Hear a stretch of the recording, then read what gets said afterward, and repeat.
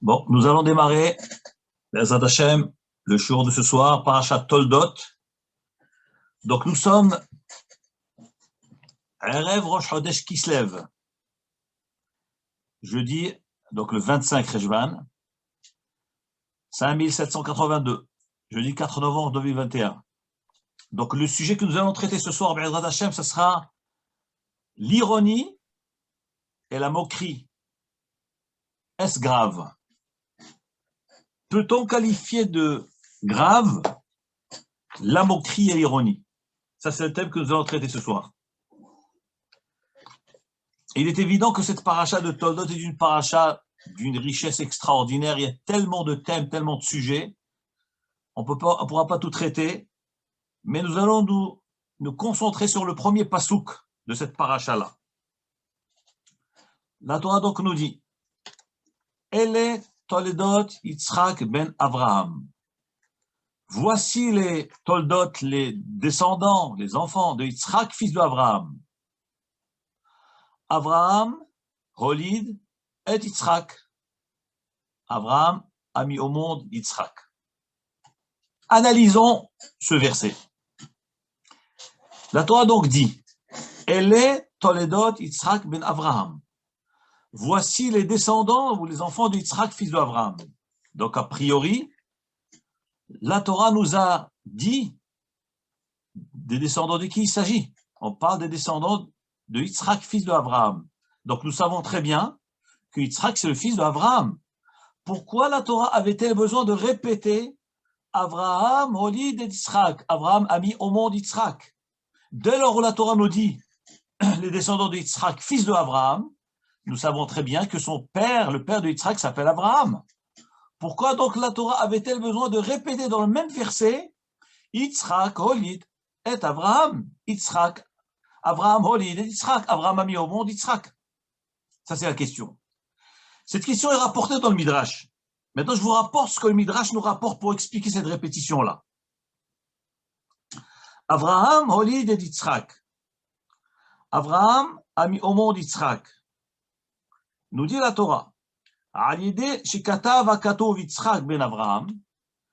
le fait que la Torah a écrit que Yitzhak est le fils de Avraham, la Torah avait besoin de répéter Yitzhak a mis au monde Avraham. Pourquoi cette répétition? Nous dit Rashi, au nom du Midrash, car les moqueurs de la génération disaient, on a l'impression que dans chaque génération, il y a des moqueurs. Là, nous dit Rashi, car les moqueurs de la génération disaient, mais Avimelech nit'aber à Sarah, que Sarah a eu cet enfant, pas de Avraham, de Avimelech. Parce que lorsque nous lisons les parachutes précédentes, on voit qu'il y avait la famine en Eretz Israël, et Avraham Avinu était contraint de quitter le pays. Et Sarah a été prise par Avimelech. Et alors, évidemment, la Torah nous dit que Avimelech n'a pas pu s'approcher de Sarah. Donc il l'a menacé, il l'a puni. Et en fin de compte, donc, ici, les moqueurs de la génération disaient qu'en réalité, cet enfant que Abraham a eu, que Sarah a eu, eh bien, il l'a eu de Avimelech. Pourquoi? Sur quelle base ces moqueurs s'appuyaient? Dit Rashi au nom du Midrash, Share Kamashanim Shahta im Avraham, parce que Sarah a vécu plusieurs années avec Avraham, elle n'a pas eu d'enfant de lui. Donc, il est difficile de dire que cet enfant est né d'Avraham. Donc, les moqueurs disaient, non, ce n'est pas un enfant qui appartient à Avraham Avinu. Il appartient à Avimelech. Ma'asa Akadosh Baruch Hu. Qu'est-ce qu'Akadosh Baruch Hu a fait? Sar Klastar Panav chez Yitzhak, Domé le Avraham. Akadosh Baruch Hu a fait que la physionomie, l'image, le visage de Yitzhak ressemblait à celui de Avraham. Et tout le monde a témoigné, Ve'idu Hakol, tout le monde a pu témoigner et voir Avraham, Holid et Yitzhak. Effectivement, c'est Avraham qui a mis au monde Yitzhak. Et nous dit Rashi, Vezeh Shikatavkan Yitzhak ben Avraham. Et justement, c'est ça ce que la Torah nous dit ici. Abraham, Olid et Yitzhak. C'est-à-dire, dire que Yitzhak ben Abraham, Yitzhak c'est le fils d'Abraham, ce n'est pas une preuve que c'est son fils. Mais quand la Torah a répété Abraham, Olid Yitzhak, c'est pour nous enseigner qu'Akadosh Baruch Hu a fait en sorte que cet enfant ressemble à son père. Et là, à ce moment-là, tout le monde a dit Abraham, Olid Yitzhak, effectivement, c'est Abraham qui a mis au monde Yitzhak et pas Avimelech. Voilà le contenu du Midrash, tel que rapporte Rashi.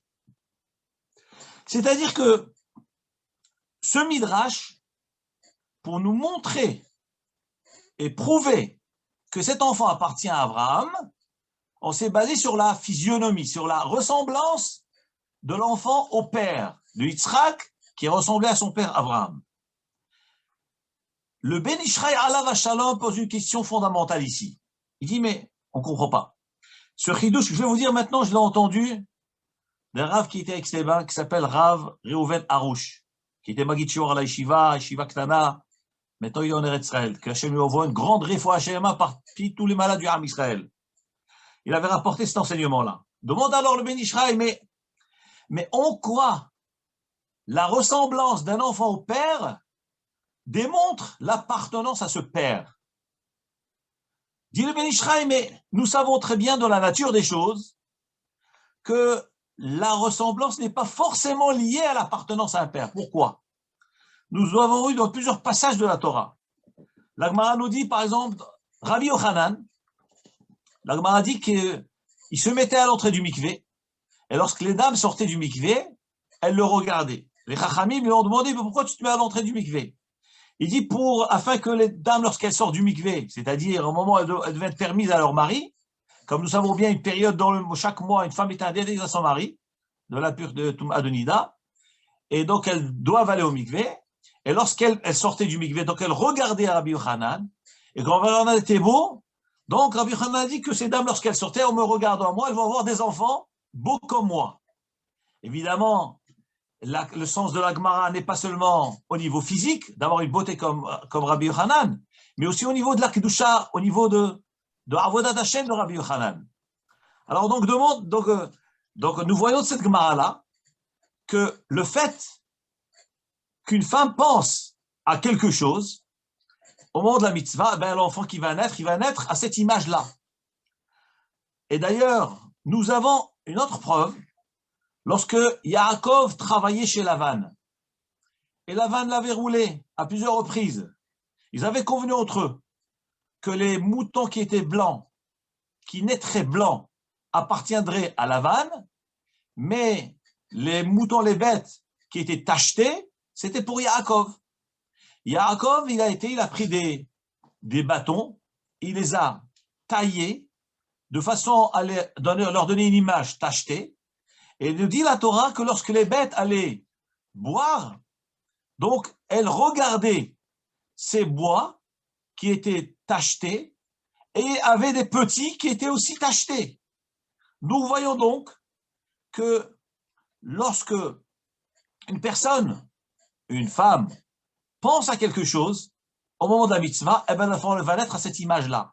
Dit alors le Ben Ishraï, Sarah Imenu qui a été prise par Avimelech, selon l'avis des moqueurs, qui disaient que cet enfant n'appartient pas à Abraham Avinu.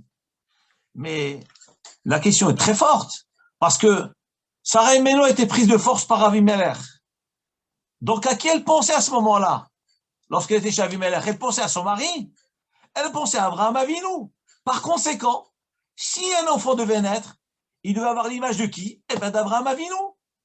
Donc, demandons le Ben Ishraï en quoi la ressemblance d'un enfant de Yitzhak pouvait prouver que cet enfant appartenait à Abraham Avinu et pas à Avimelech. Voilà la question qui rapporte le Ben Ishraï. D'ailleurs, le Rehem, Rabbi Eliyahu Mizrahi, tel que c'est rapporté dans le Maharsha, sur la Gemara dans Masechet Baba Metzia, page 87, côté A. Le Maharsha rapporte que la chita du Rehem, Rabbi Eliyahu Mizrahi, qui est un gros commentateur du Chumash, lui dit que cette image, cette physionomie qu'avait Yitzhak Avinu, c'était à la naissance. Lorsqu'il est né avec cette image qui ressemblait à son père.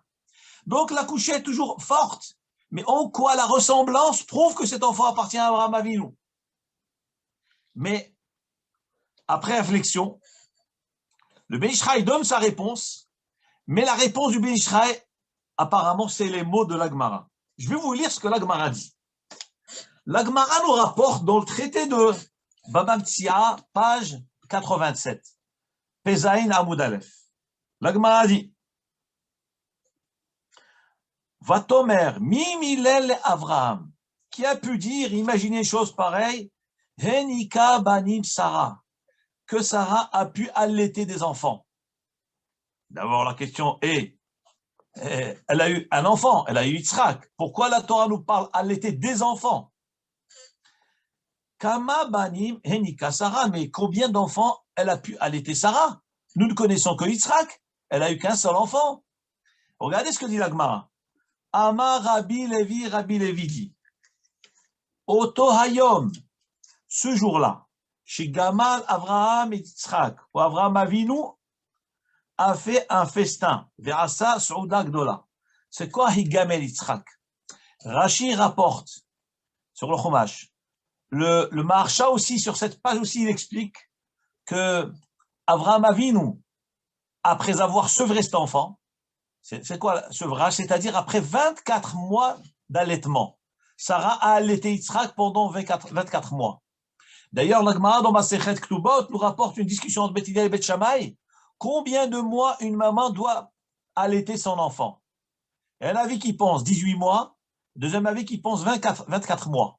En tout cas, concernant Yitzhak Avinu alav shalom, nous dit la Torah qu'Avraham Avinu a fait une fête, a fait une souda, beyom higamel Yitzhak. C'est quoi higamel? Le sevrage de Yitzhak, c'est-à-dire après 24 mois. Lorsque Yitzhak Avinu était enfant de 24 mois, Avraham Avinu a fait une fête, a fait une souda. Le Maharsha dit, mais pourquoi Avraham Avinu a fait cette souda? Ce n'est ni une souda de Brit Mila, ni une souda de Bar Mitzvah. Il n'avait que 24 mois, cet enfant, Yitzhak Avinu alav shalom.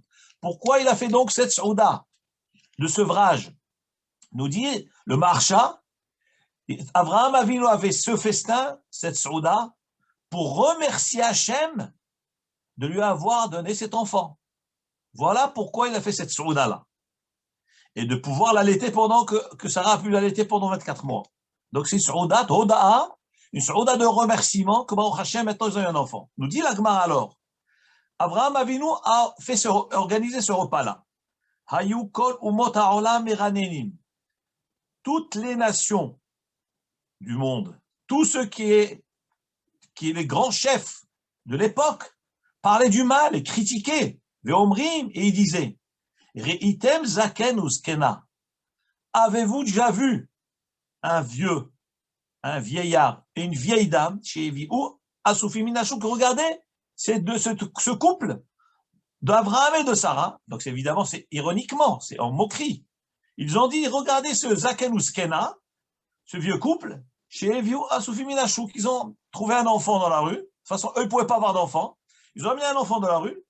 Et ils disent que c'est leur enfant. Et non seulement ils disent que c'est leur enfant, que Sarah l'a mis au monde, mais en plus, par-dessus le marché, ils font une grande fête pour montrer à tout le monde que oui, c'est leur enfant. Alors, Ma'asa Avraham Avinu. Qu'est-ce qu'Avraham Avinu a fait? Après avoir entendu ce que les gens disaient, ces moqueries-là, de ces grands chefs, Halach Vezimen Kol Gdolei Hador. Avraham Avinu il a invité tous les Gdolei Hador. Gadol Hador, ce n'est pas les tzadikim, c'est tous les chefs, tous les grands de la génération. Ve Sarah Imenu, et Sarah Imenu aussi, Zimna et Neshotem, elle a aussi invité leurs dames, les dames de ces chefs-là. Ve Kol, et le Midrash nous dit, comme rapporte la Gemara, comme ces moqueurs-là, ainsi que leurs femmes, étaient décidées de se moquer d'Avraham Avinu, qu'est-ce qu'elles ont fait? Elles ont amené avec elles, les femmes de ces chefs ont amené avec elles Benahima, des petits bébés. Chaque femme a amené un bébé. Au Minikata le Evia. À l'époque, les grandes personnalités, lorsqu'elles se déplaçaient, donc les chefs d'État avec leurs femmes ou les chefs de région avec leurs dames, et qu'elles avaient des enfants, elles amenaient leur nourrice avec. Et donc, ce bébé se faisait allaiter par la nourrice. Et nous dit la Gemara que toutes ces dames-là ont amené leur bébé, mais sans les nourrices. Et donc, voilà en plein repas que les bébés se mettent à pleurer. Aucune chef, aucune femme, donc, n'avait de lait pour allaiter ces enfants-là. Alors, ils se sont tournés vers Sarah. Tu n'as pas une idée qui peut allaiter ses enfants? Nous dit la Gemara. Naasa nes besara. Imenu. Hakadosh Baruch Hu a fait un miracle extraordinaire en Sarah. Veniftehu dadea kishte ma'yanot. Et son lait de Sarah Imenu a jailli comme deux sources. C'était du lait. Venika et kulam. Elle a pu allaiter tous les enfants qui étaient présents dans cette soirée-là, dans cette souda-là. Et c'est ce que dit le Passouk d'ailleurs. Venika banim Sarah. Sarah Imenu a allaité des enfants. On ne parle pas qu'elle a allaité Yitzhak. C'est évident qu'elle a allaité Yitzhak. Mais nous dit la Gemara, ce verset veut dire qu'elle a allaité les enfants des autres. Tellement qu'elle a eu de lait, qu'elle a pu allaiter tous les enfants, tous les bébés que ces dames ont amené avec elle. Malgré tout, avec tout cela, ce miracle extraordinaire, les femmes continuaient malgré tout à se moquer et dire, mais comment c'est possible une femme de 90 ans puisse enfanter et un homme de 100 ans puisse enfanter? C'est pas possible. Miyad, dit la Gemara, Nehpar klastar panav chez Yitzhak, la face, l'image de Yitzhak, le visage de Yitzhak s'est transformé. Venidma le Avraham, et il a commencé à ressembler à Avraham Avinu. Pas trop kula ve amrou. Toute l'assistance a dit, a déclaré à l'unanimité. Avraham holid et Yitzhak. Avraham a mis au monde Yitzhak. Qu'est-ce que nous voyons de cette Gemara-là? Nous voyons de la Gemara, d'ailleurs le Maharsha lui-même, le commentateur de cette Gemara, il dit que le miracle ne s'est pas produit à la naissance, parce que toute la question que nous avons posée, comment est-il possible de prouver par la ressemblance d'un enfant à un père l'appartenance de cet enfant à son père? La ressemblance ne peut pas être une preuve, une identification certaine d'appartenance à un père. Mais nous dit la Gemara, ce n'est pas ça du tout le cas de Yitzhak, pas du tout. Hakadosh Baruch Hu, regardez ce que la Gemara a dit. Miyad nehpar klastar panav, immédiatement. Quoi immédiatement? C'est-à-dire au moment où les gens critiquaient Avraham Avinu, au moment du festin, à cet instant-là, les gens ont vu Avraham amener son enfant qui avait une image de Yitzhak tout court. Et en pleine soirée, aux yeux de tous, son visage change d'aspect, il a l'image de Avraham Avinu, à tel point qu'on confondait Avraham Avinu et Yitzhak. Plus tard, après, on les a confondus, pour montrer ce qu'Akadosh Baruch Hu a fait. Donc, nous voyons de là que le nes de la ressemblance, ou la preuve de la ressemblance, c'est pas une notion, c'est pas un élément qui a démarré à la naissance. Parce qu'à la naissance, ce n'est pas une preuve certaine. Mais nous dit la Gemara, la preuve est que c'est qu'au moment de la Saouda, son visage a changé. Et là, tout le monde a dit, Avraham, Holid et Yitzhak. Avraham a effectivement mis au monde Yitzhak. Voilà donc la preuve. Nous allons revenir un peu analyser l'attitude de ces moqueurs-là. Les Tsanéador, les moqueurs de la génération, quel était leur argument? Comment Avraham a pu avoir un enfant? C'est ça la question, mais nous savons très bien qu'Avraham a déjà eu des enfants. Avraham a eu Ishmaël. Donc tout le monde savait qu'Avraham a eu Ishmaël. Comment tout d'un coup nous dit la Gemara que les moqueurs de la génération disaient mais un vieillard, pareil, ne peut pas avoir d'enfant. Mais il savait très bien qu'il a eu un enfant, Avraham, puisqu'il a déjà eu Ishmaël. Par ailleurs, comment on peut dire sur Sarah? Ils ont bien vu qu'elle a pu allaiter tous les enfants. Comment elle a pu avoir du lait? Elle a pu allaiter tous ces enfants-là. Ça veut dire que, lorsqu'on réfléchit, les arguments d'un moqueur ne tiennent pas debout. Alors maintenant, la question qui se pose, si ces arguments ne tiennent pas debout, quel est donc l'intérêt de dire des arguments qui n'ont pas de sens? La Gemara nous dit dans Masechet Shabbat que les otiyot, les lettres Aleph Bet, l'alphabet hébraïque de Aleph à Tav, les lettres sheker sont rapprochées les unes des autres. C'est des lettres qui se suivent. Kouf, Shin, Resh, Tav. Kouf, Shin, Resh, c'est les dernières lettres de l'alphabet hébraïque. Ces lettres-là, elles sont rapprochées. Elles ont toutes les trois un seul pied. Le Shin, il tient sur une pointe alignée, inclinée sur le côté. Ça, c'est le Shin. Le Kouf aussi n'a qu'un seul pied. Le Resh n'a qu'un seul pied. Par opposition à d'autres lettres, le Aleph, il est bien posé, il a deux pieds. Le Mem, il a une base sur laquelle il est posé. Et le Tav, qui est la dernière lettre de l'alphabet, aussi a deux pieds. Nous dit les Chachamim que le Sheker en lo raglaim, le Sheker n'a pas de pied. C'est-à-dire les lettres Sheker n'ont qu'un pied chacun. Pour tenir, ils doivent s'appuyer l'un sur l'autre, un monteur et un moqueur l'un sur l'autre. C'est comme ça qu'ils puissent tenir. Ils arrivent à tenir, mais chacun tout seul ne tient pas. Et par ailleurs, nous dit la Gemara que les lettres se suivent. C'est pour montrer à quel point le sheker se trouve dans le monde. Il est fréquent le sheker dans le monde. Partout il y a du sheker. Par contre, les lettres Emet, dans l'alphabet hébraïque, c'est composé, le mot Emet est composé de trois lettres, Aleph, Mem, Tav. Ces lettres sont dispersées dans l'alphabet hébraïque. Le Aleph, c'est la première lettre de l'alphabet, le Mem est au milieu, et le Tav, c'est la dernière. Nous dit la Gemara, le Emet est rare dans le monde. Le Sheker est fréquent, c'est pour ça que Shin, Kouf, Resh se suivent et s'appuient l'un sur l'autre. Le monteur s'appuie sur un autre monteur. Par contre, le Emet est rare dans le monde. Il manque du Emet dans le monde. Il faut vraiment le chercher pour trouver. Et c'est pour ça que c'est dispersé. Par contre, le Emet, il est dispersé, mais il tient sur ses deux jambes.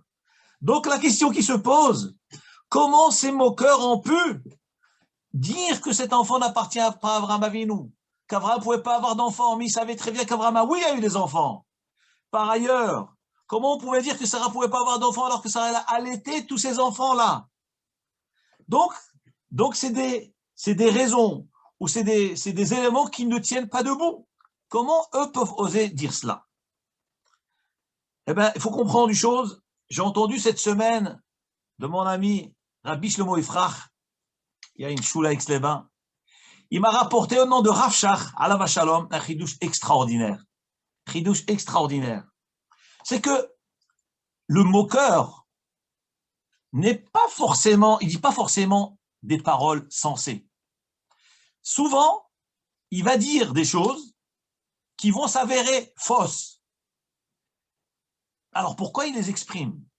Pourquoi il les dit? Puisqu'en fait, quand il va s'avérer qu'il dit des bêtises et que ça n'a pas de sens, il dit Rav Shach que l'essentiel c'est quoi? C'est pas que le moqueur va convaincre le monde. Il saura tôt ou tard, il fera attraper qu'il est sheker, qu'il est du sheker. Pourquoi il le fait? Pourquoi il ose le faire? C'est pour pouvoir réduire la grandeur d'un homme. Même si tout le monde sait que cet homme c'est un chakran, c'est un menteur, c'est un moqueur. Il ironise. Mais alors pourquoi il fait cela? C'est pour réduire la valeur de la personne concernée. Comme ça dit Rav Shach alav shalom. Lorsque les Gdolei Hador sont venus, ce n'est pas les grands tzadikim, là on parle des Rechaïm, c'est des Rechaïm qui sont venus, on les appelle Gdolei Hador, le dor d'Avraham Avinu. Regardez, incroyable, les Gdolei Hador qui s'opposent aux Gadol Hador. Les Letzanei Hador, on les appelle Letzanei Hador, les moqueurs de la génération, ils s'attaquent aux grands de la génération. Parce que, à qui voulez-vous qu'on s'attaque? Aux gens faibles? Aux gens petits? Non, ça n'intéresse pas les moqueurs. On veut détruire les Talmidei Chachamim, les tzadikim, les Ovdei Hashem, et nous savons très bien qu'Avraham Avinu, c'est un Gadol Hador. Il s'appelait Avraham Ivri, Avraham l'hébreu. Pourquoi il s'appelait hébreu? Nous dit le Midrash, le mot Ivri, ça vient du mot Ever, Ever Anar, c'est-à-dire, lui venait de l'autre côté du fleuve, Ever Ayarden. Mais nous disent les Chachamim, pourquoi on l'appelait Avraham Ivri? C'est parce que Kol ha'olam me'ever ze ve'hu me'ever acher. Le monde entier était de l'autre côté de la rive et lui, il était de la deuxième rive. C'est-à-dire qu'il était opposé au monde entier. Voilà ce qui dérange le monde. Voilà ce qui dérange les moqueurs. Voilà ce qui donne naissance aux moqueurs. Les moqueurs, lorsqu'ils ont un tzaddik en face d'eux, Il remet leur vie en question. Il leur fait un problème de conscience. Qu'est-ce qu'alors les moqueurs font? Ils vont tout faire, miser pour détruire le tzaddik, en sachant que la vérité va se révéler aux yeux du monde, qui ne sont que des moqueurs. Mais le fait de refroidir, de réduire la grandeur de quelqu'un, ça leur convient, ça leur suffit. Et cette idée-là, nous l'avons déjà vue dans la Torah, concernant un peuple qui s'appelle le peuple de Amalek. La Torah nous dit « Zachor et Asher asalecha Amalek » Souviens-toi de ce que Amalek t'a fait. Asher karcha baderech, lorsqu'il t'a refroidi dans le chemin. Nous dit des Chachamim, que veut dire karcha? Alors karcha, une des explications, simulation de kirut, refroidissement, froideur. En quoi Amalek a refroidi le peuple juif? Et en quoi c'est tellement grave que la Torah nous ordonne, Timhe zecher Amalek, tu dois effacer le souvenir de Amalek. Mais qu'est-ce qu'il a fait de grave, ce Amalek? C'est un peuple comme tous les autres. C'est un peuple qui combat, qui a voulu combattre le peuple juif. Pourquoi Amalek? La Torah nous dit, Timhe, il faut l'anéantir, l'effacer. Nous disent les Chachamim, l'histoire de Amalek ressemble à une baignoire bouillante, une baignoire qui contient de l'eau bouillante, et un homme, un suicidaire, décide de se jeter dans cette baignoire-là. Tout le monde sait que cet homme va se brûler. Lui-même, il sait qu'il va se brûler. Alors on lui demande, mais pourquoi tu te jettes dans cette baignoire-là? Pourquoi tu rentres dedans? Mais elle est brûlante, elle est bouillante. Il dit, moi, tu sais pourquoi je me jette dedans? Parce que j'ai l'espoir de la faire baisser d'1 degré de température. Et à 100 degrés, je voudrais la baisser à 99 degrés. Dit le Midrash, c'est ça. Asher karcha baderech. Le peuple de Amalek, c'est un peuple qui a affronté Am Israël lors de la sortie d'Égypte, au moment où Am Israël avait atteint le plus haut niveau de sa grandeur, le plus haut niveau de gloire, où toutes les nations tremblaient du peuple juif. Au moment où Kadosh Baruch Hu a donné à Israël la Torah, Anochi Hashem Elokecha, Asher Otzravet Mitzrayim. Dieu parle à l'humanité, Dieu parle à Israël. Au moment où Kadosh Baruch Hu a frappé l'Égypte, des 10 makot en Égypte, les makot sur la mer, tous les miracles extraordinaires du désert. Et voilà, et donc tous les peuples, toutes les nations tremblaient de peur devant Am Israël. Et voilà qu'un peuple ose se lever et affronter Am Israël. Nous dit la Torah. Mais il savait très bien qu'il allait perdre, qu'il allait à l'échec. Alors pourquoi il a voulu faire cet acte suicidaire de s'aventurer? Nous dit la Torah, Asher kacha baderer. Lui, il voulait refroidir. Mais refroidir quoi? Il savait qu'il allait se brûler. Mais ne serait-ce que refroidir la crainte des gens du Ham Israël. Dire oui, oser affronter.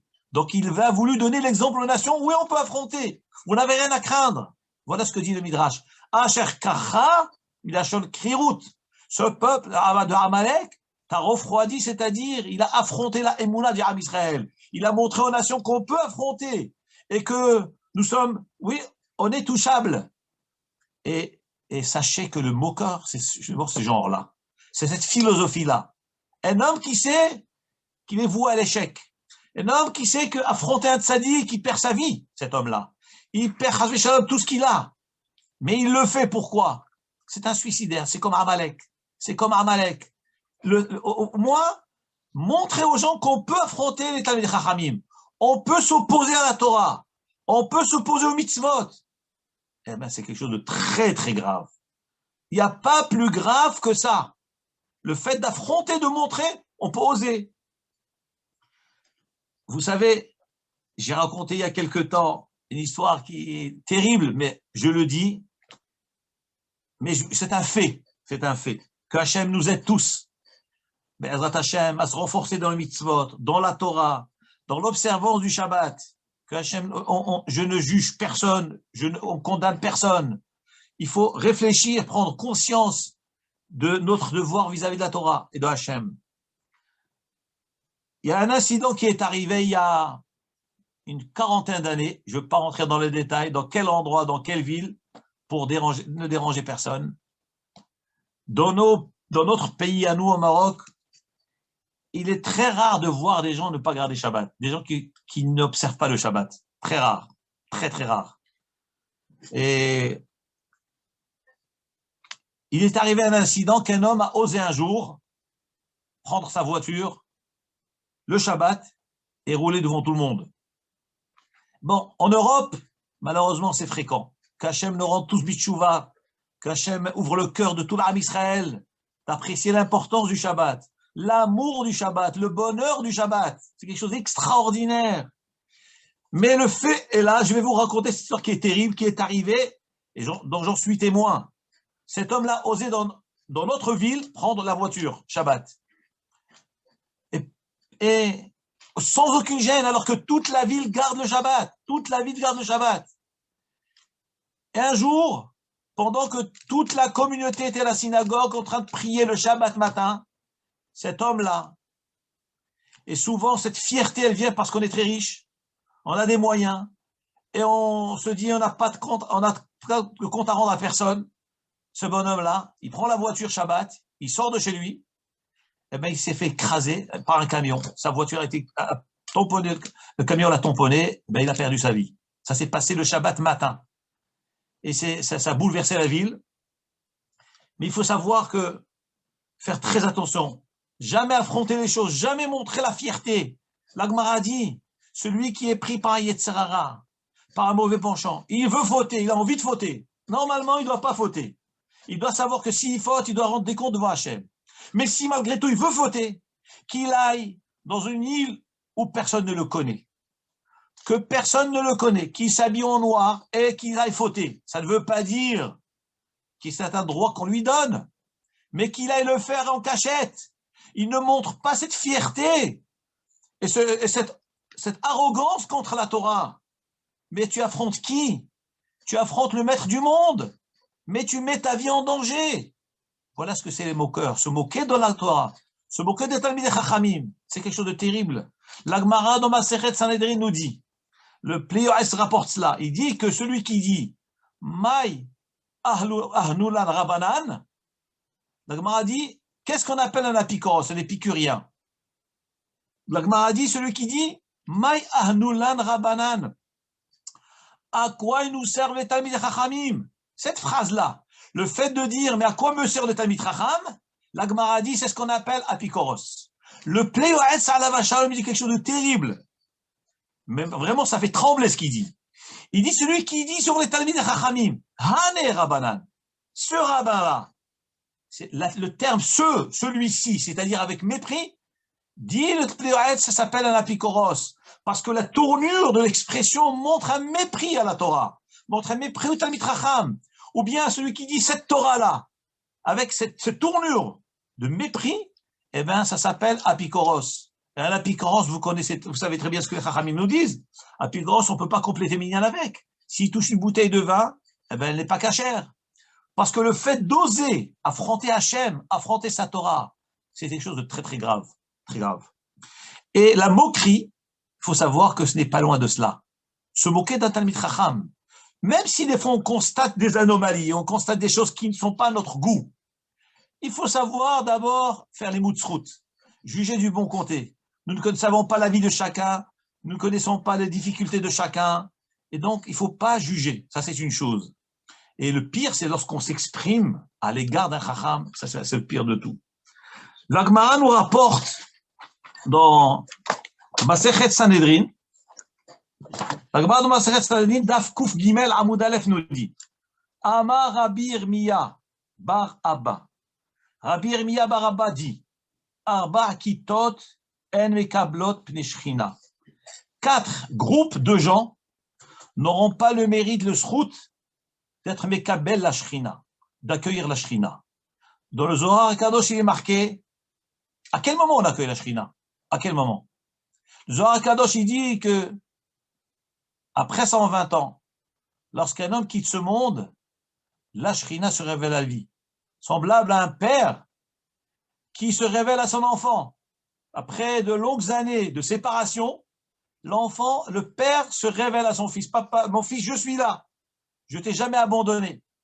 Eh bien, nous dit le Zohar Kadosh qu'après 120 ans, le dernier jour de la vie, Hachem il vient et se révèle à l'homme. Nous dit l'Agmara de Masechet Sanhedrin Kaf Kuf Gimel Amud Aleph. Au nom de Rabbi Yirmiya Baraba. Arba kitot en mekablot pene shchina. 4 personnes n'auront pas le srout, de voir la shchina. Qui c'est ces 4 groupes de gens? Kad halaitzanim. Le groupe des moqueurs. Les moqueurs, la moquerie, se moquer, réduire les gens en cendres, les réduire à néant, ridiculiser les gens. Pas forcément Talmid Chacham, réduire un Ben Israël. Même se moquer d'un goy, on n'a pas le droit. Même d'un non-juif, on n'a pas le droit. Il y a respect humain. Nous devons respecter toute créature. La Mishnah nous dit dans Pirkei Avot, Perek Gimel, Mishnah Yud Gimel, Haviv Adam Shenivra Betzelem. Oh, combien l'homme est cher aux yeux d'Hachem, car il a été créé Betzelem, à l'image de Hachem. Shenemar ki Betzelem Azaita Adam.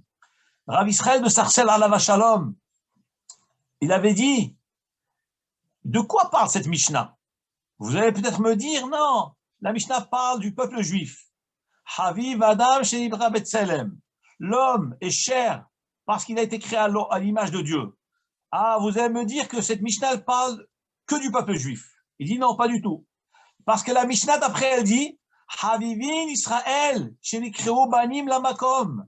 Israël sont un peuple cher parce qu'ils sont appelés fils de Hachem. Il dit Rav Israël de Sarcel à la Shalom que la première Mishnah, donc, elle parlait de qui? De l'humain, de l'espèce humaine. Haviv Adam, Hakadosh Baruch Hu, à ses yeux, l'humain est cher. Tout humain est cher. Et l'Agmara dans Masechet Psachim nous dit que lorsque les bénis Israël ont traversé la mer Rouge, ils ont chanté la Shira avec Moshe Rabbeinu.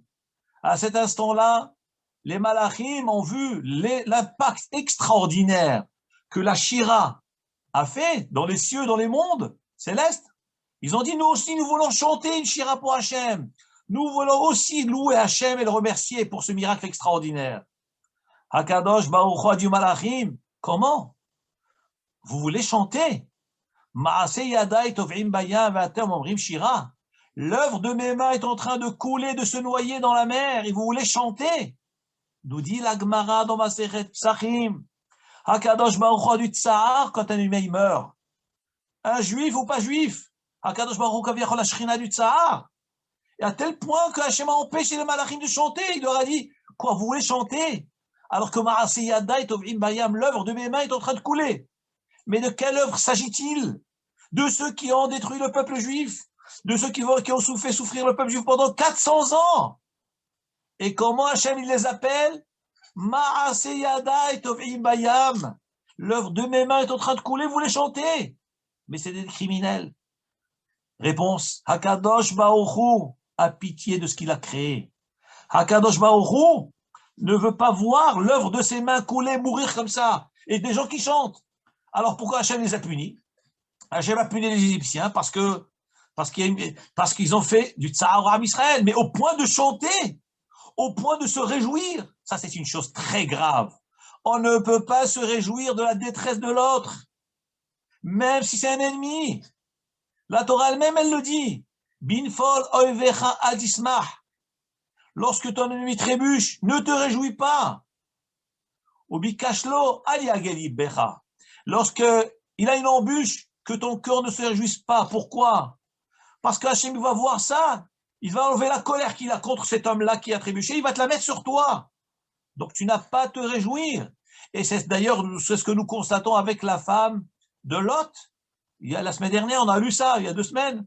Lorsque le malach est venu, il a dit à Lot, viens, sauve-toi et va à Tsoar, toi et ta femme. Mais il leur a interdit de se tourner pour voir la défaite de Sodome et Gomorrhe, Sodome et Amora.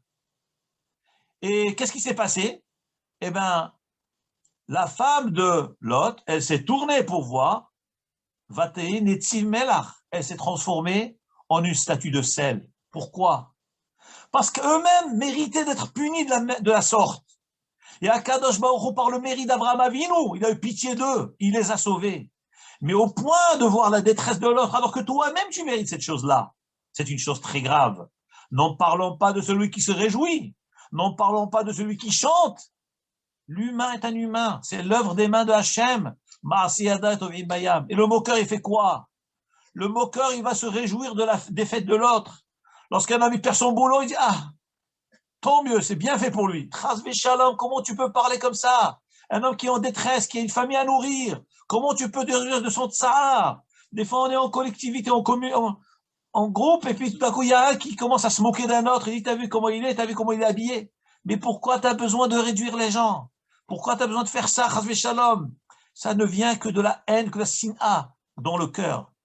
C'est pour ça qu'à tel point que la Gemara nous dit, ces 4 personnes n'auront pas le mérite de voir Penashrina, 4 Halaitzanim, le groupe des moqueurs, 4 Hashakranim, le groupe des menteurs, parce qu'Akadosh Baruch Hu, il est Emet, celui qui ment, c'est le contraire de Hachem. 4 Hachanafim, le groupe des flatteurs. Qu'est-ce que c'est un flatteur? Dire à quelqu'un qu'il est bien, que Baruch Hashem, il étudie bien, il fait une belle fila, et dire à quelqu'un que ses enfants sont bien éduqués, ce n'est pas de la flatterie, c'est magnifique. Au contraire, ça l'encourage à faire les mitzvot, à bien élever ses enfants. Quand on dit à quelqu'un, ah, ça fait plaisir de te voir à la choule, eh ben, ça l'encourage à revenir à la choule. Dire à quelqu'un, ça fait plaisir de voir que Baruch Hashem, maintenant, tu ne feras pas la voiture Shabbat. Mais ça va l'encourager encore plus de garder le Shabbat encore mieux. Il va aller s'informer, demander comment on fait pour faire mieux Shabbat. Qu'est-ce que vous faites chez vous Shabbat? Qu'est-ce que vous dressez votre table? Etc. Ça va l'encourager. Ce n'est pas de la flatterie. Vous savez ce que c'est la flatterie? C'est lorsque je fais des éloges à quelqu'un et dans mon cœur, je pense au contraire. Je dis à quelqu'un, tu es gentil, tu as un bon cœur, et au fond de mon cœur, je dis, mais c'est un rachat celui-là, je pense du mal de lui. C'est un voyou celui-là, ça s'appelle de la flatterie. Tu flattes quelqu'un, on montre à quelqu'un qu'on l'aime, on lui fait des éloges, parce qu'on a un intérêt quelconque derrière cette histoire-là, ça s'appelle Katachanafim. Et le 4e groupe, c'est 4 Mesapré Lachon Hara, le groupe de ceux qui parlent du mal. Tous ces 4 groupes, c'est la même famille. Vous avez les moqueurs, les menteurs, les flatteurs et ceux qui parlent du Lachon Hara.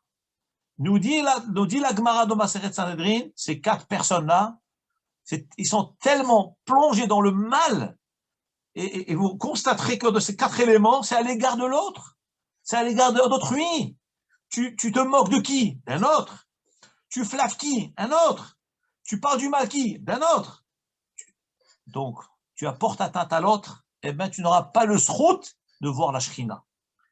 D'où nous savons cela? D'où la Gemara a tiré cet enseignement? Nous dit la Gemara, c'est marqué dans le livre de Hoshéa, pas Yoshua, Hoshéa, c'est un avis. Mashach yado et lotzetzim, Akadosh Baruch Hu, donc parce qu'il rapporte un passage où Hachem il retire ses mains de tous ces gens-là. Les moqueurs, les menteurs, ceux qui parlent Lachon Hara et ceux qui Katalaïsanim. Donc c'est 4 groupes. Donc on voit la gravité de ce que c'est. La Gemara nous dit Amar Rabbi Shmuel bar Nachmani. Rabbi Shmuel bar Nachmani dit au nom de Rabbi Yonatan. Ça s'est rapporté dans Maseret Avodah Zarah, page 18. Avodah Zarah Yudchet Amud Bet. Amar Rabbi Shmuel bar Nachmani, Rabbi Shmuel bar Nachmani dit, au nom de Rabbi Yonatan, Maïdirtiv, que veut dire ce verset? Alors, le verset que je vais vous lire maintenant, c'est un verset que nous avons l'habitude de lire. Certains le lisent tous les jours, même plusieurs fois par jour. C'est le premier Mizmor de Tehillim. D'où dit le Passouk?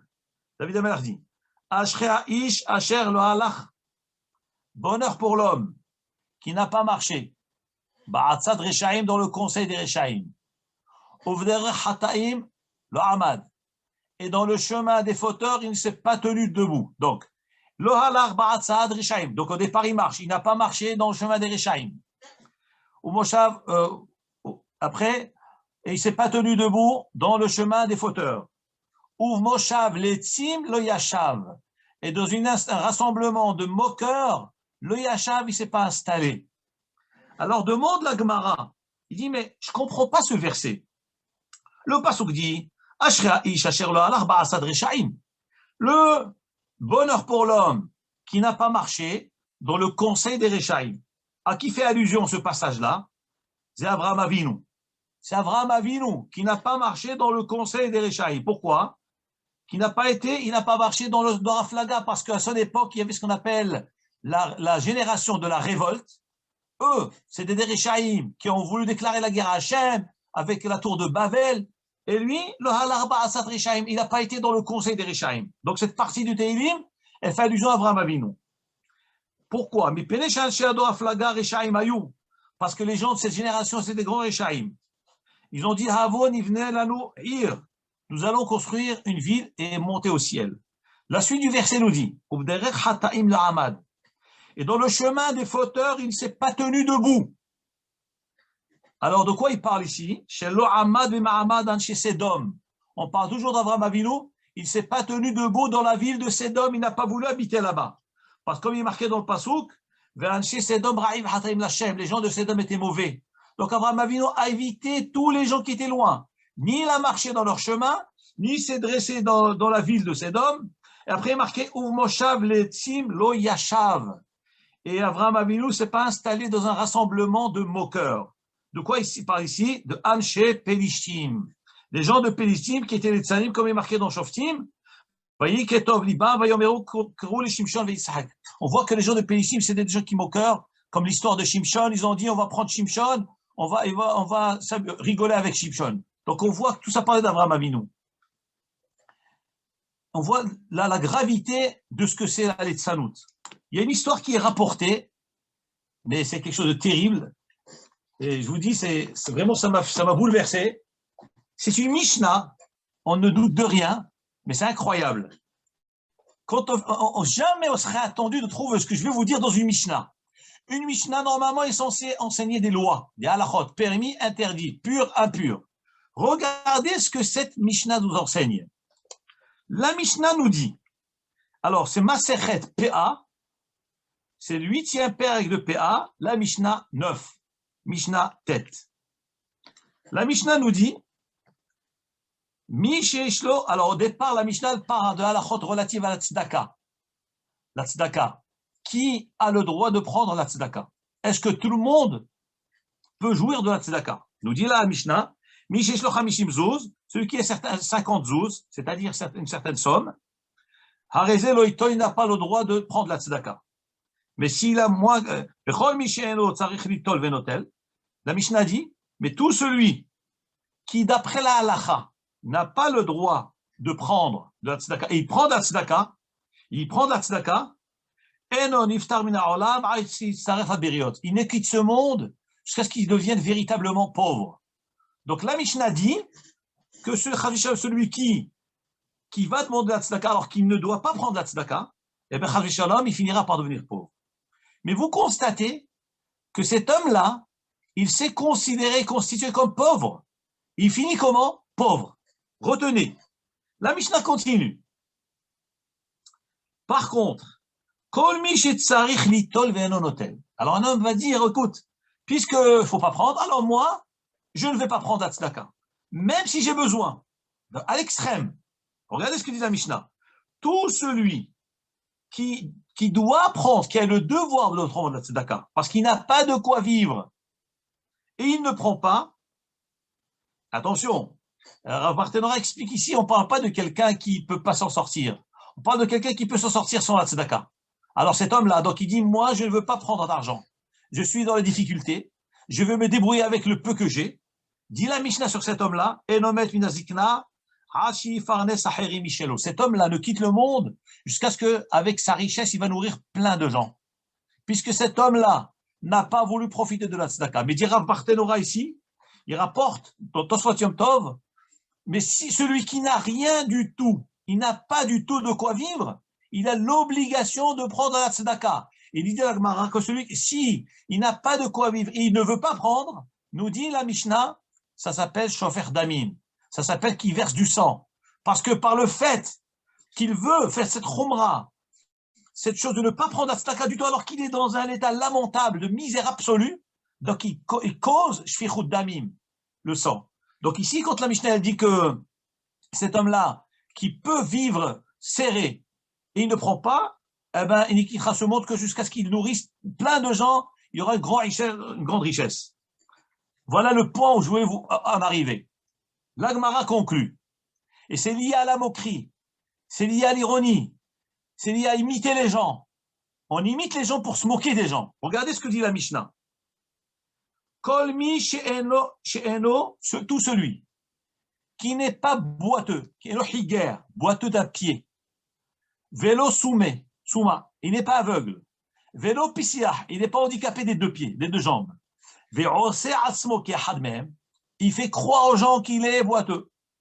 On parle, bien évidemment, on parle d'une moquerie, par exemple, il se moque des gens, un Ben Israël d'un autre Ben Israël, et alors à ce moment, et après il se sauve et tout le monde voit qu'il n'est pas comme ça. Alors la Gemara a dit quelque chose de terrible. Il dit Chazvé Shalom, ça peut arriver à une grande sakana, une très grande sakana, parce que cet homme-là, de la Gemara, à la fin, il risque d'avoir cette chose-là. Si quelqu'un, évidemment, a eu un incident dans sa vie, a eu un accident dans sa vie, ça peut arriver.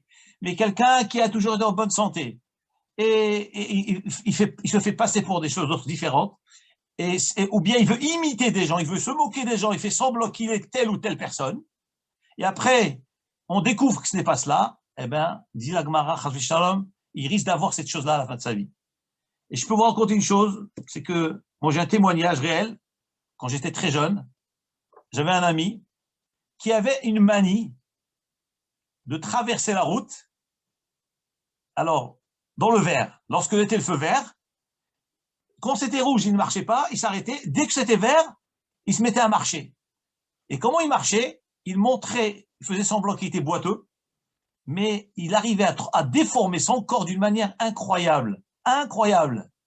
Et on avait des dizaines de voitures, ils bloquaient la circulation, ils passaient pas après pas. Ça devenait rouge, vert, et les gens avaient pitié, tellement de pitié ce jeune, qu'il s'arrêtait. Mais lorsqu'il finissait de traverser le passage clouté, le passage piéton, il tirait un sprint, il courait, et tous les gens remarquaient que c'était de la moquerie. Ce jeune-là, je lui ai dit plusieurs fois, arrête de faire ça. Arrête de faire ça. Parce que c'est très grave. Malheureusement, quelques années plus tard, ce jeune a eu un accident très grave. Il a été hospitalisé pendant plusieurs mois. Il a eu les deux pieds cassés. Et quand j'ai vu cette Mishnah-là, ça m'a fait trembler. Hakadosh Baruch Hu ne veut pas qu'on se moque des autres, ne veut pas qu'on se fasse passer pour un aveugle ou pour un sourd. Hachem ne veut pas. Il y a un pasouk dans la Torah aussi marqué ça. Il dit Doresh Ra'at Evoenu. Faire attention à ces choses-là. Donc ça fait partie de la moquerie. Il faut éviter toutes ces choses-là. Là, il va nous rester quelques minutes. Si vous avez des questions à poser, avec grand plaisir, je vous écoute. Bonsoir, Rav. Merci beaucoup pour le shiur. J'ai une question concernant la réaction qu'une personne doit avoir face à la moquerie. Quelle est sa réaction? Comment il doit réagir? Se taire, réagir? Alors, la première des choses, la Torah nous fait une promesse extraordinaire. Qu'est-ce que c'est la moquerie? Qu'est-ce que c'est subir une moquerie? Nous sommes entre amis, ou bien dans une choule, ou dans une cour, ou dans une...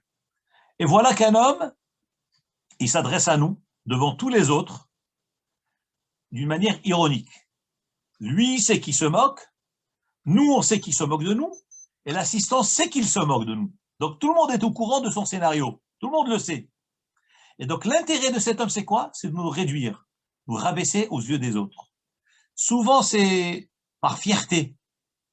Lorsqu'on veut se sentir un peu mieux que l'autre, alors on ironise contre quelqu'un, ou bien sa façon de parler, ou ses gestes, ses mouvements.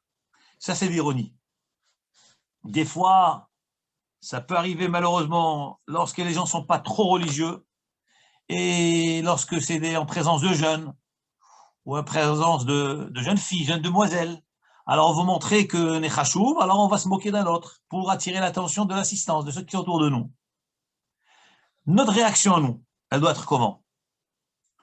Nous dit la Torah, il est marqué dans le Pasuk, il est marqué dans la Gemara, Ne'elavim ve'enam olvim. Parce que l'ironie, vous la sentez tout de suite. La moquerie, vous la sentez. L'humiliation, vous la ressentez tout de suite. Vous allez dire quoi? Vous allez vous défendre? Pas du tout. Pas du tout, pas du tout. Si vous vous défendez, vous avez tout perdu. Je ne dis pas que le bonhomme va rester impuni. Pas du tout. C'est une deuxième phase. Déjà, mon attitude à moi, c'est garder son sang-froid. Il va garder son sang-froid et avoir la emuna b'Hashem, que ce qui est marqué, ne'elavim ve'enam olvim. Ceux qui sont humiliés, mais enam olvim n'humilie pas les autres. Shom'im herpatam ve'enam meshivim. Ils entendent leur honte, ils ne répondent pas. Alem hakatuv omer. Sur eux dit le verset de la Torah.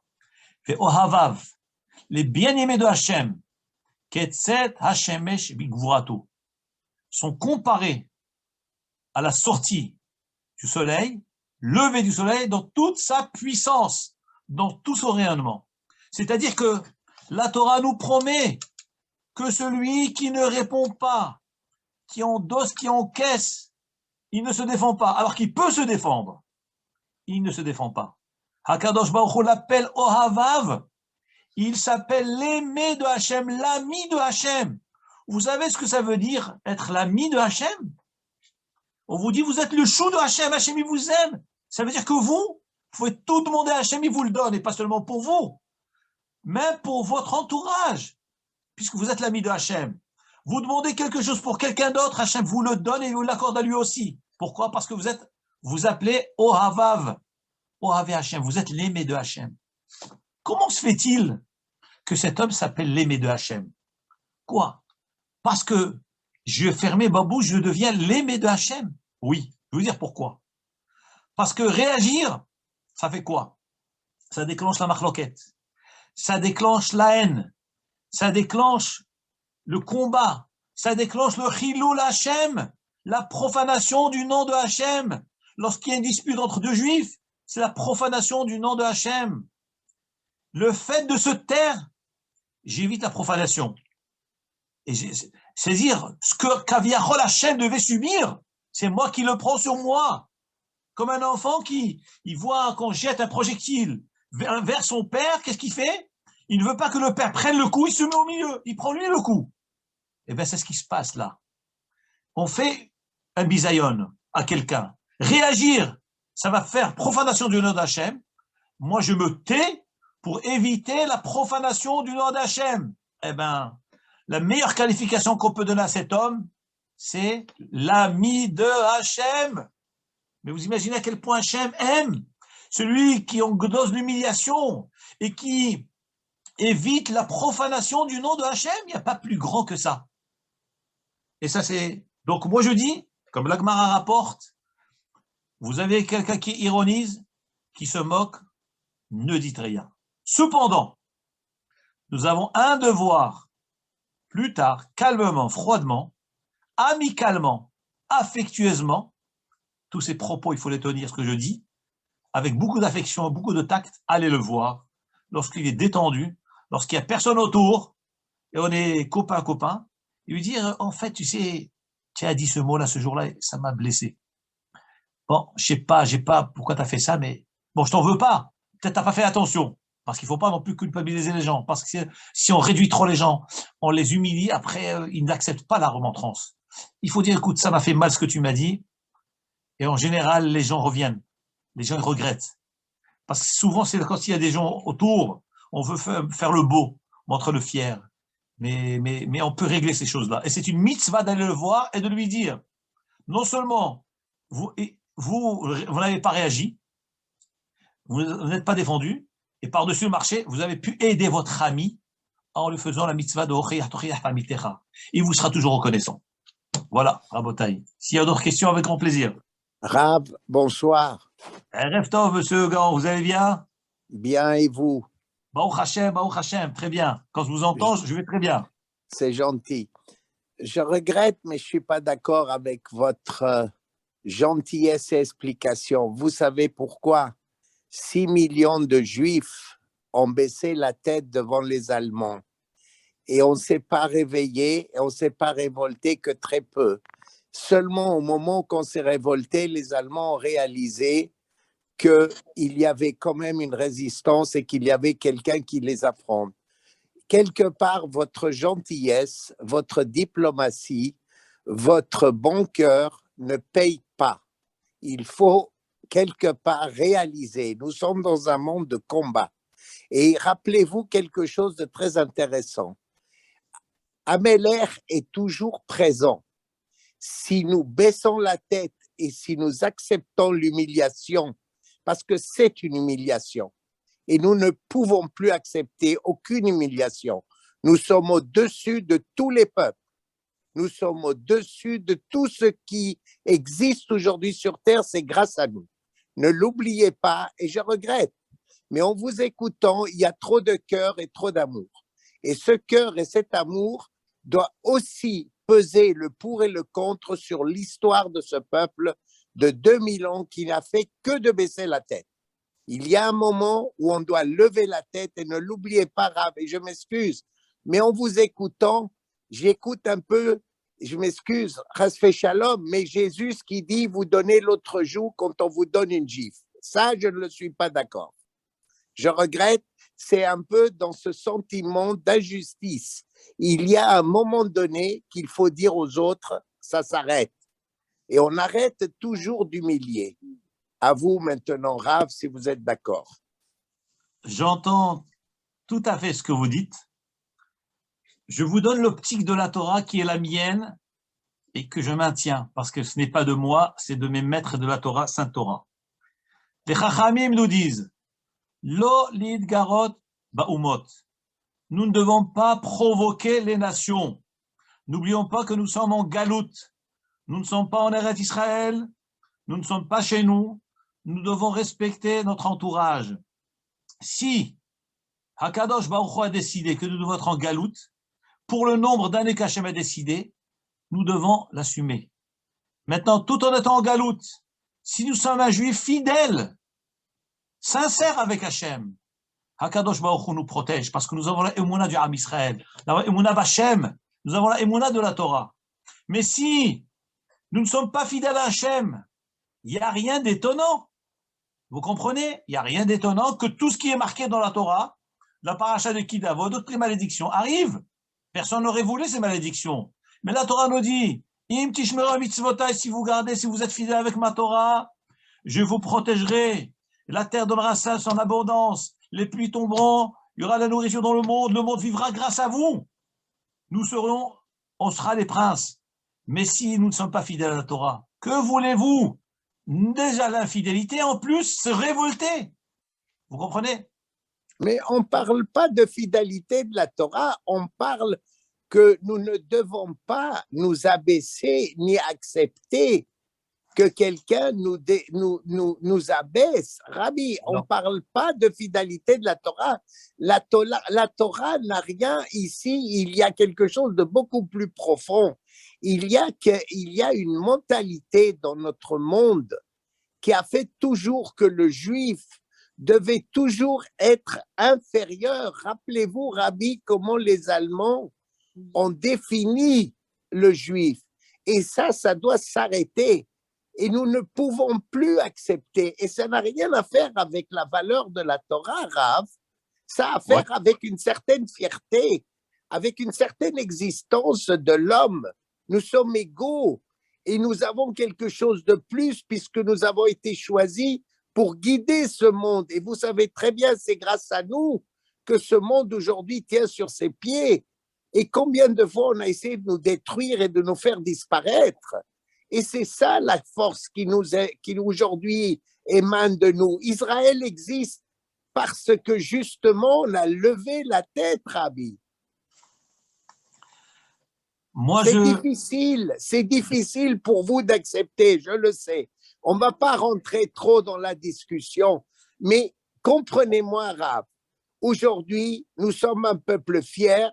De Gaulle a dit qu'on était un peuple fier avec le coup fier, mais si on n'était pas fier, on n'aurait pas gagné la guerre des 6 jours. Si on n'était pas fier, on n'aurait pas construit Israël en moins de 70 ans.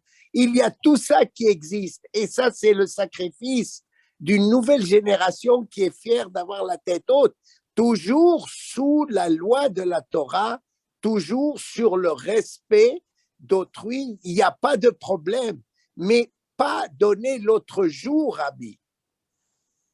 j'entends ce que vous dites.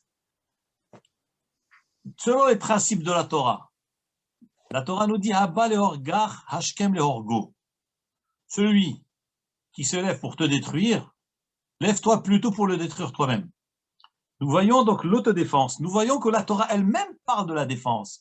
Et lorsqu'elle parle de se défendre, c'est pas seulement contre les nations, même contre nos frères juifs. Si un homme voit que sa vie est en danger, la Torah lui dit un devoir de te défendre, même en tuant l'autre. Mais il faut savoir une chose, c'est que n'oublions pas que, comme j'ai dit tout à l'heure, nous sommes en galoute.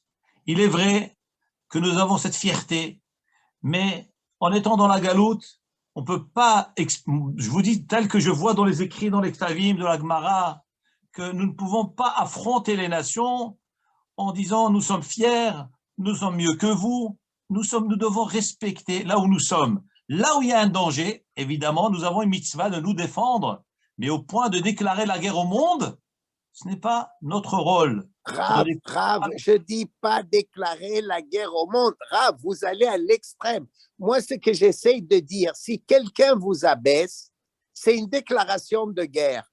Pourquoi? Parce qu'il vous traite comme inférieur. Et lorsque quelqu'un vous traite comme inférieur, ça veut dire qu'il ne vous respecte pas.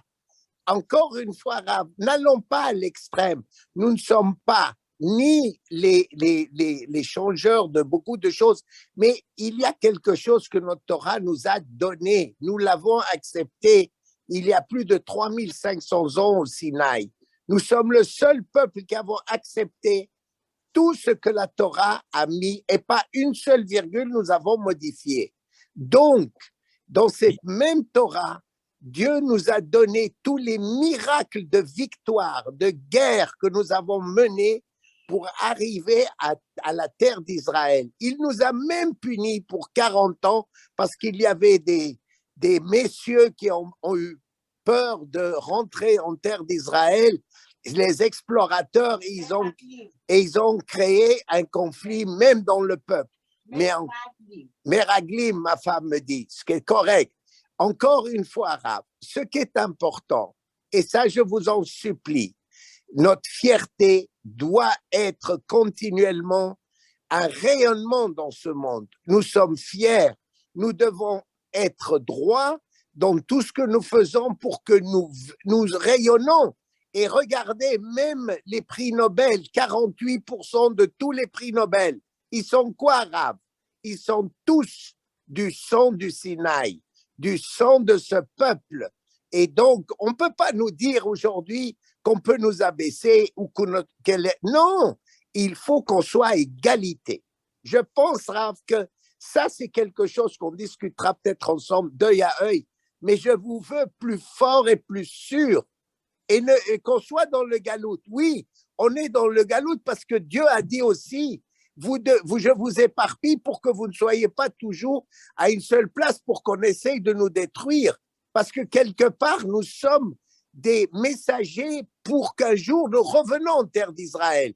Mais regardez les grands sages, un des grands sages quand même qu'il faut reconnaître, que Rabbi Schneerson, il n'a jamais mis les pieds en Israël et il a été enterré en Amérique.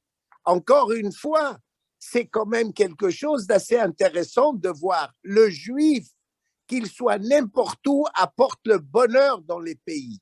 Partout où il y avait un peuple juif, il y a eu la richesse et beaucoup de joie dans ces pays. Dès que vous enlevez le juif, les pays s'écroulent. Et ça, je vous le montre sur 10 000 exemples. Et c'est pour ça que je dis, qu'est-ce que nous apportons? La joie, le bonheur, à condition qu'on nous respecte et qu'on nous aime à égalité. On n'est pas égal, on est différent. Ma femme dit, on n'est pas égal, on est différent, donc même supérieur. Non, on n'est pas égal. Moi, je maintiens. D'accord. Mais ça, c'est un peu peut-être de l'orgueil. Non, non? C'est comme ça. C'est comme ça. OK. Bah oui, on a une discussion à la maison aussi. Mais c'est ça qui est important. J'ai étudié. Et ça, je vais vous dire, je ne suis pas le porteur de ce message. Je l'ai appris à travers mon beau-père, qui repose en paix et que son âme soit toujours comme une image. Pas pour mon père. Mon beau-père m'a appris, il faut être fier, il faut avoir une grande qualité, oui, respecter son prochain, mais Mon on père est fier. était le monsieur le plus respectueux qui existe, malgré la Shoah. Il aimait l'homme, il était gentil, il a été respecté par les goïms, par les juifs, par tout le monde. Pourquoi? À cause de sa nature, de sa bonté, de son amour. Malgré Exact. avoir vécu ça. Alors, on ne parle pas de mon père. La seule qui peut parler de mon père, c'est moi. Parfait. Vous avez vu, on est ensemble. Non, mais c'est En vrai. tout cas, Rav, merci infiniment et qu'Hachem toujours nous guide dans tout ce que nous faisons et que Amen. notre prestige et notre joie soient toujours en haut et que nous soyons toujours un exemple au Galout et au monde et aux nations de ce monde. Bezrat Hachem. Amen, amen. Bezrat Hashem. Et Chodesh Tov, bien sûr, et Shabbat Shalom, Rav. Amen. Vous aussi, Shabbat Shalom, Chodesh Tov. En tous les cas, notre fierté, elle doit passer à travers l'accomplissement de la Torah. Bien que tout, on n'a pas modifié la Torah, mais il faut l'accomplir. Am Israël doit accomplir la Torah. Et dans la Torah, il est écrit que si on n'accomplit pas, ben, il faut s'attendre à toutes les difficultés que nous vivons tous les jours. Les épreuves avec les nations. Baruch Hashem, c'est vrai que ce que vous dites, c'est vrai. Je ne remets pas en question. La fierté d'Am Israël, la grandeur, la sagesse, les prix Nobel, c'est évident. C'est quelque chose d'extraordinaire. Mais il faut savoir une chose, que toutes les difficultés que nous subissons sont liées à l'accomplissement de la Torah et des mitzvot. Donc vous comprenez, nous, on doit faire notre travail, Hachem fera le sien, et bien Hachem très bientôt sera la fin de la galoute. Hachem sera l'union de toutes les nations, tous les peuples vont reconnaître l'importance du Ham Israël, reconnaître l'existence d'Hachem dans le monde. Hachem. En tout cas, je vous souhaite de passer un bon Shabbat Shalom, en bonne santé, et que des smachot Be'ezrat Hashem. Et Rosh Chodesh, Mevorach. À très bientôt. Merci. Shabbat Shalom, Shabbat Shalom.